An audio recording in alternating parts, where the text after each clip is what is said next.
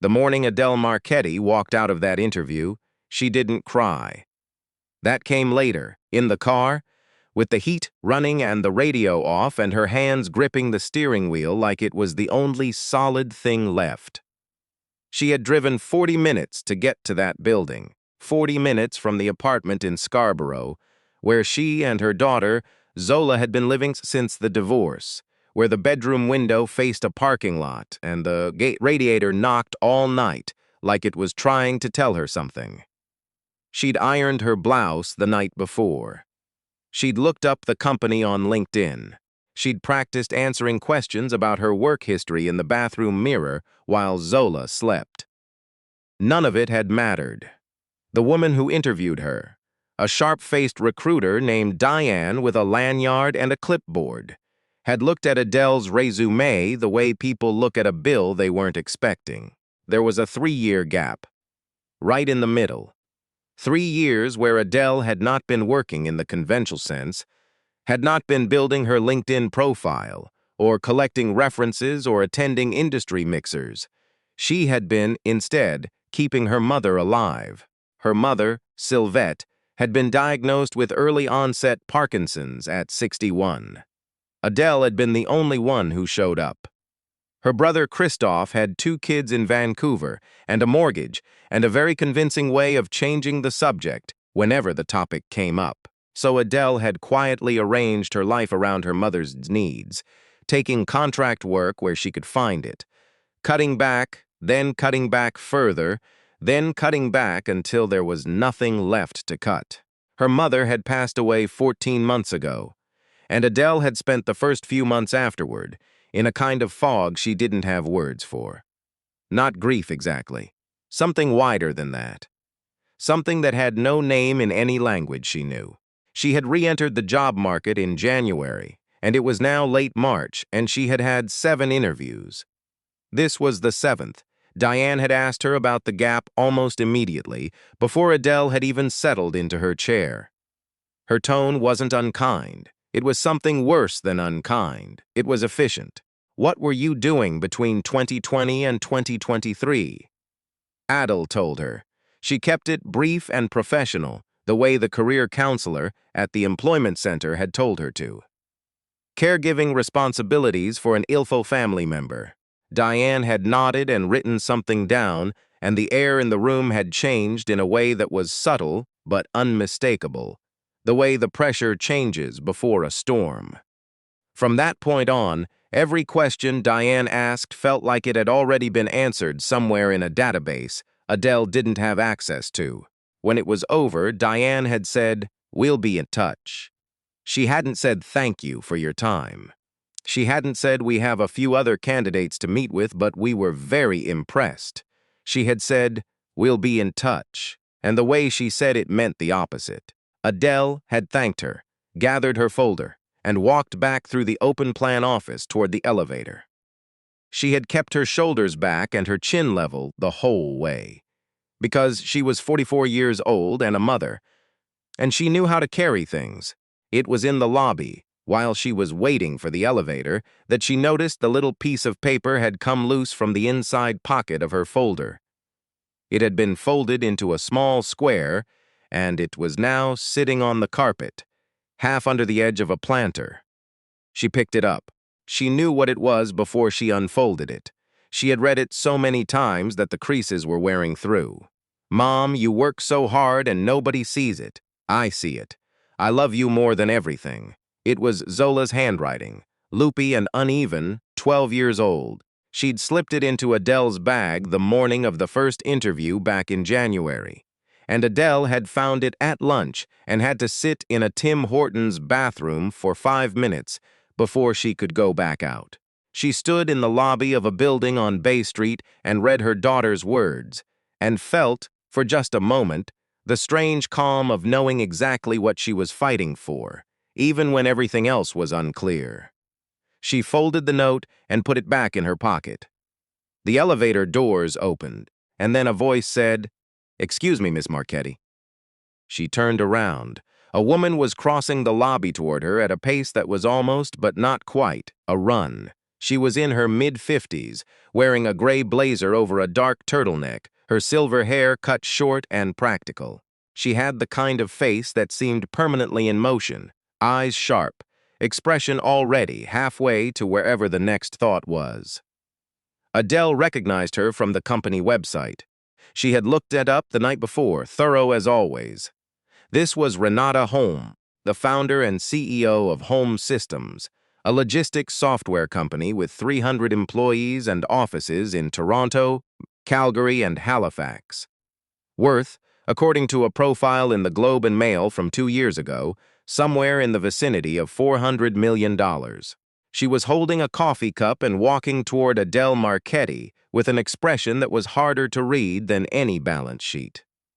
"I was in the conference room adjacent to where you interviewed," Renata said.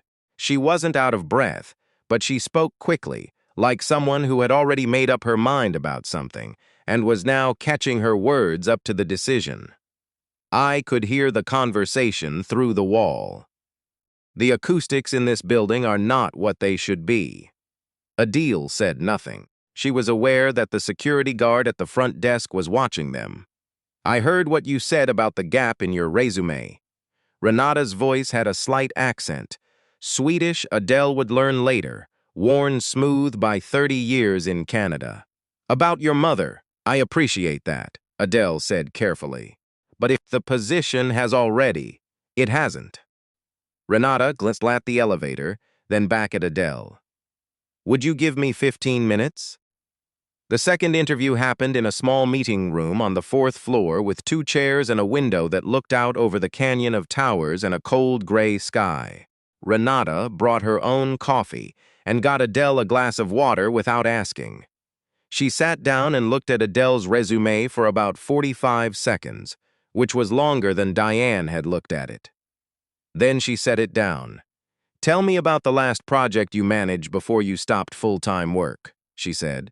"Not from your résumé, just tell me." Adele told her. She talked about the procurement coordination project at the distribution company in Mississauga, about the supplier relationship she'd built and the 2 contract disputes she'd negotiated to resolution. She talked without looking at her notes. She had lived these things. They were not talking points. They were memories. Renata asked 3 or 4 questions, all of them direct, none of them gotcha questions, the kind designed to make you stumble. She seemed genuinely interested in the answers. Then she said, "The 3 years you spent caring for your mother, that's not a gap, that's a credential. You managed a medical situation with no margin for error, no team, no backup, and no one telling you what to do. You made judgment calls daily. You managed other people's emotions while managing your own. That's harder than what most of my senior staff do." Adele looked at her. "I'm not saying it to be kind," Renata said. "I'm saying it because it's accurate, and because I'm irritated that no one said it to you in that room upstairs." She was offered the position 3 days later. Operations coordinator, mid-level, with a competitive salary and benefits and a hybrid schedule that meant she could be home when Zola got back from school on Tuesdays and Thursdays. She did not cry when she got the call. She did that after, standing in her kitchen with the phone on the counter, her hand over her mouth. The afternoon light coming through the window and the apartment very quiet around her. Then she called Zola's school and asked them to tell Zola that her mom would be picking her up today. The first weeks were hard in the way new things are always hard. The particular exhaustion of learning where everything lives, of reading the unwritten rules of a new place, of being simultaneously competent and completely lost. Adele had been out of a corporate environment for 3 years, and it showed in small ways. She was slower with certain software. She sometimes misread the informal hierarchy of who actually made decisions. She said sorry too often in meetings, a reflex she was consciously working to undo. But she listened carefully, and she asked questions, and she did not pretend to know things she didn't know. Within 6 weeks, the project manager she reported to, a methodical man named Stewart, had started seeing her on communications he hadn't originally included her in. It wasn't a formal acknowledgement. It was better than that. It was functional. One Tuesday morning, a courier company that handled about 30% of their Atlantic region deliveries suddenly terminated their contract, 3 weeks before a major client rollout. The account manager who normally handled this kind of crisis was in Vancouver for a family emergency. The project director was in back-to-back meetings. Adele was the one who happened to see the email first. She did not wait to be told what to do.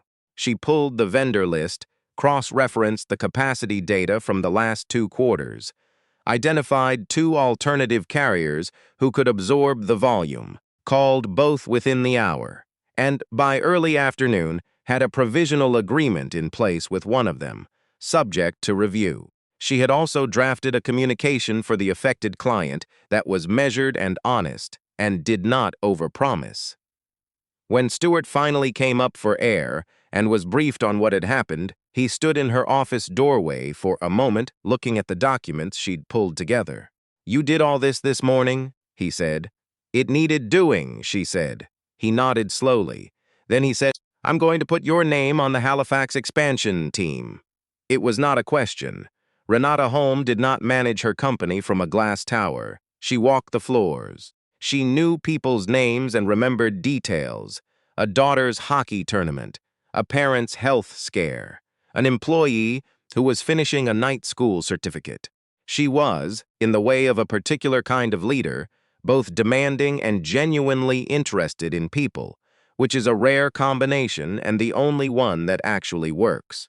She noticed Adele in the same way she had noticed her in the lobby that day. Not as a project or a charity case, but as someone worth paying attention to.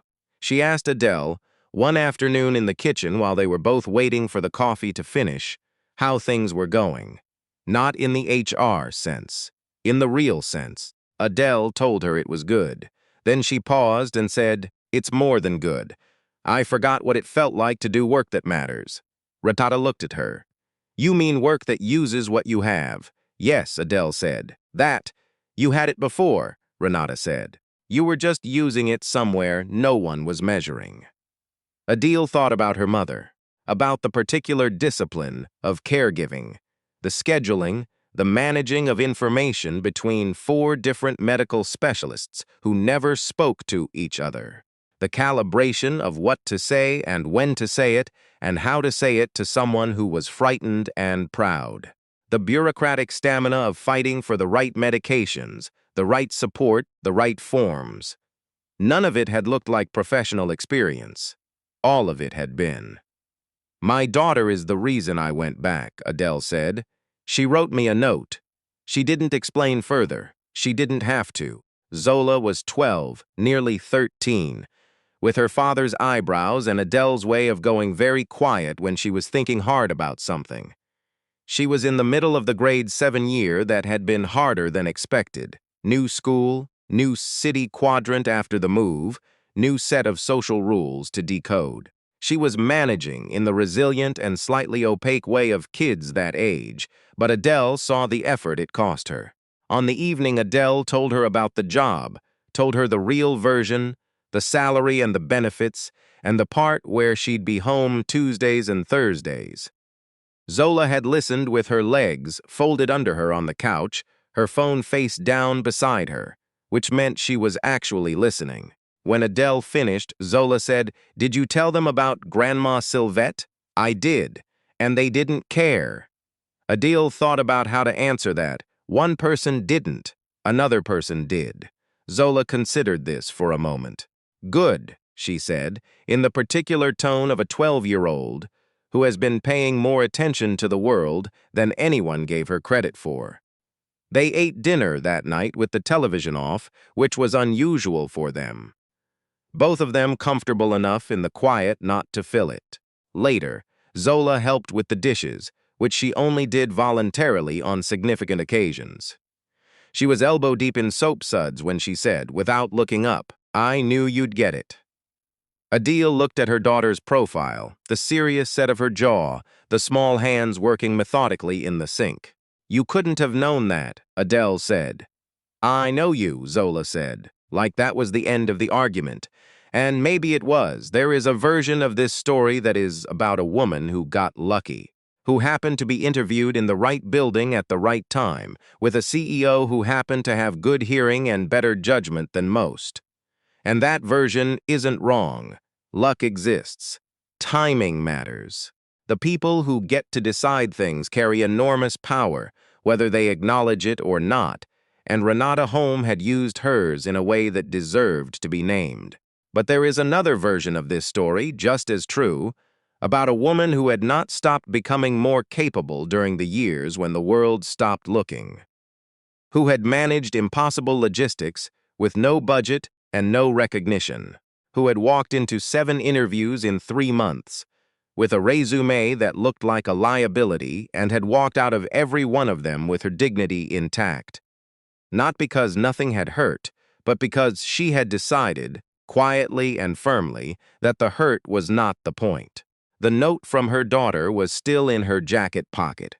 She had moved it from the folder to her wallet and from her wallet to her pocket, and now it lived in the small inside pocket of the gray blazer she wore on important days. The paper had been refolded so many times that the creases were like a map of all the moments she had needed it. She didn't read it every day anymore. She didn't need to. She knew the words. But on the morning of the Halifax presentation, the one she had built from scratch, the one that would expand the Atlantic region accounts and put 2 new positions on her team, she stood in the elevator of the Home Systems building and felt for it with 2 fingers, just to confirm it was there. It was. The elevator opened.